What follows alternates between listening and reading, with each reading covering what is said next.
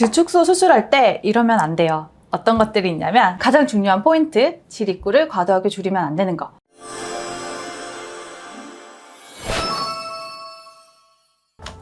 오늘은 제가 질축소 수술에 대해서 말씀을 드리려고 해요.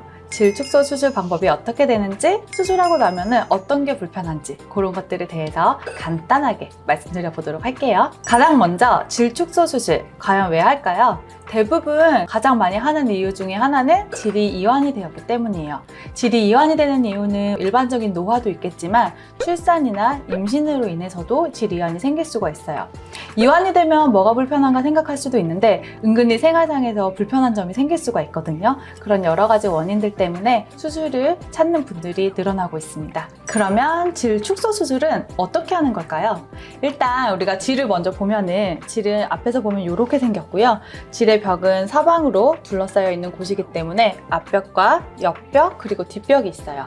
그 중에서 질의 이완은 주로 질의 뒷벽에서 생기게 돼요. 그래서 우리가 질의 뒷벽을 수술하게 된다 생각하시면 되고, 그렇기 때문에 질 축소 수술을 다른 말로 질 후벽 봉합술이라고 얘기를 하기도 합니다. 그래서 질 축소 수술은 어떻게 하게 되느냐, 바로 이 후벽에 있는 질의 점막을 절개를 하게 돼요. 질의 입구부터 작은 경부 있는 질의 끝쪽까지 올라가서 점막 쪽을 쭉 절개를 하고요. 그 다음에 절개한 점막 부분을 떼어내고 나머지 부분을 봉합을 하면서 내려오게 되고, 가장 중요한 포인트는 바로 질의 거의 하부 3분의 1 정도인데요. 이쪽에 있는 근육들을 단단하게 봉합을 해주는 거죠. 질축소 수술할 때 이러면 안 돼요. 어떤 것들이 있냐면 첫 번째로는 질 입구를 과도하게 좁히는 경우가 있어요. 처음에 과도하게 좁히면은 많이 좁아졌다고 생각을 하게 될 수도 있겠지만 나중에 폐경이 되고 나면은 여성 호르몬이 적어지기 때문에 점점 더 입구는 좁아지게 되거든요. 그래서 나중에는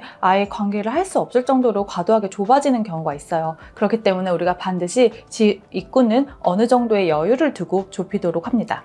두 번째로는 질 점막을 과도하게 절개하면 안 되는 거예요.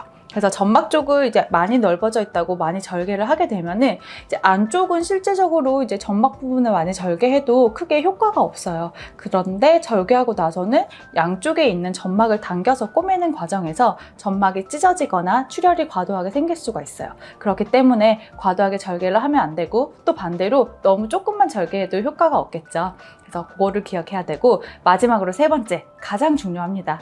질 축소 수술의 근본적인 목적은 이완된 근육을 봉합해주는 거예요. 그래서 질 하부 쪽에 있는 근육들을 반드시 함께 봉합을 해줘야 돼요. 근육과 근막층을 같이 봉합을 해주면서 좀 더 탄탄하고 단단하게 만들어주는 거예요. 가끔 이런 근육의 봉합 없이 점막만 봉합하는 경우가 있는데, 이 점막만 봉합을 하면 금방 다시 점막이 늘어나게 되거든요. 그래서 수술의 효과가 굉장히 떨어진다는 거 꼭 기억하시면 좋으실 것 같아요. 수술을 하고 나면 얼마나 아픈가에 대해서도 많이 물어보시는데 생각보다 아프진 않아요. 오히려 소음순 수술을 하는 경우에 훨씬 더 아프다고 표현을 하세요. 같이 수술을 하시는 분들도 계시잖아요. 그럼 질 축소 수술에 의한 통증보다는 소음순 수술에 의한 통증이 훨씬 더 심하다고 표현을 하십니다. 실제로 소음순 수술은 우리 이 피부를 이제 일부 절개를 하는 거다 보니까 굉장히 찌르는 듯한 아픔이 있을 수 있는데, 질 축소 수술은 점막 부분을 수술한 거예요. 그래서 통증이 생각보다 느껴지지는 않아요. 다만 직장과 질 사이에 있는 근육층을 모아주기 때문에 2, 3일 정도 굉장히 변을 보고 싶은 느낌이 계속적으로 있을 수는 있어요. 회복 기간은 어떻게 될까요? 회복 기간은 점막을 봉합한 후에 이 봉합사가 녹을 때까지의 기간을 총 6주 정도로 보고 있어요. 그런데 사람에 따라 약간은 다를 수가 있겠죠. 어떤 분들은 6주보다 조금 빨리 한 5주 정도 됐을 때 이미 봉합사가 다 녹고 점막이 완전히 봉합되기도 하고요. 일부에서는 6주가 됐는데도 아직까지는 봉합사가 남아있다가 7주차 정도 됐을 때 완전히 봉합사가 녹으면서 점막이 완전히 봉합되기도 합니다. 그래서 사람마다 조금씩은 다를 수 있지만 기본적으로는 6주 정도를 생각하시면 돼요.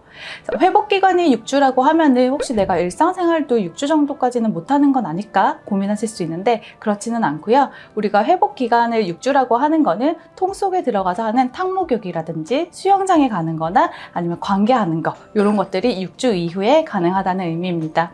그렇기 때문에 수술하고 나서 2, 3일 정도 지나고 나면은 기본적인 일상생활은 바로 가능하다고 기억하시면 되세요. 네, 오늘은 질 축소 수술에 대해서 간단하게 말씀드렸는데요. 가장 중요한 포인트, 질 입구를 과도하게 줄이면 안 되는 거, 또 하나, 질 입구 쪽에 근육을 반드시 같이 봉합해 줘야 한다는 거 기억하시면 되고요. 혹시나 질축소 수술을 고민하시고 상담을 받으신다면 이 두 점에 대해서 꼭 확인을 해보시도록 하세요. 구독과 좋아요, 알람 설정까지 부탁드립니다. 감사합니다.